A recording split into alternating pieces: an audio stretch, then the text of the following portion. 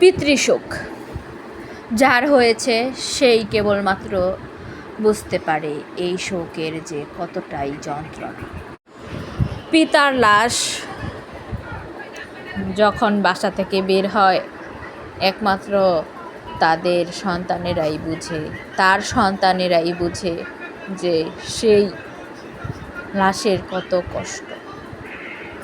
সেই লাশের সাথে চলে যায় সেই হাজার রকমের স্মৃতি, হাজার রকমের ছোটবেলার লজেন্স,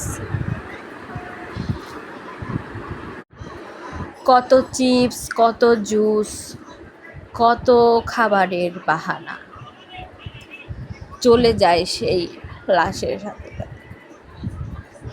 চলে যায়, আব্বু আমার এটা খেতে ইচ্ছে করছে, আসার সময় নিয়ে এসো।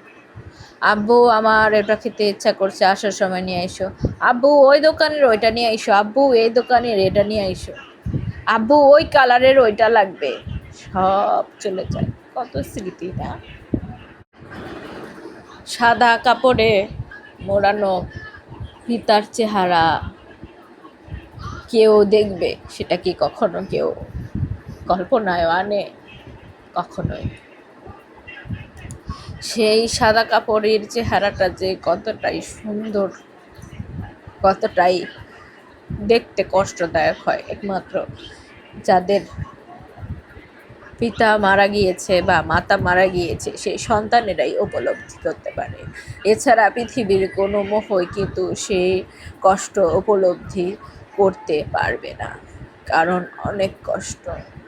আল্লাহ কখনোই কাউকে সেরকম দিন না আনুক, কারণ অনেক কষ্ট। একটা সন্তানের জীবনে সবচেয়ে বড় অবদান রাখে তার বাবা মা।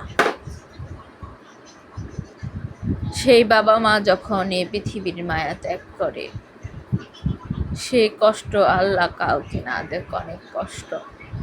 সেই কষ্ট বয়ে বেরোতে হবে যতদিন সেই সন্তান পৃথিবীতে থাকবে।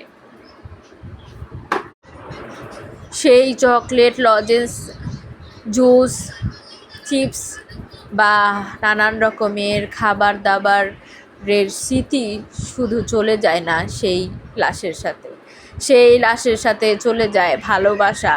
যে ভালোবাসা নিঃস্বার্থ ভালোবাসা, যে ভালোবাসার কোনো স্বার্থ হয় না, নিঃস্বার্থভাবে একমাত্র বাবা মা ছাড়া এই পৃথিবীতে কেউ ভালোবাসে না।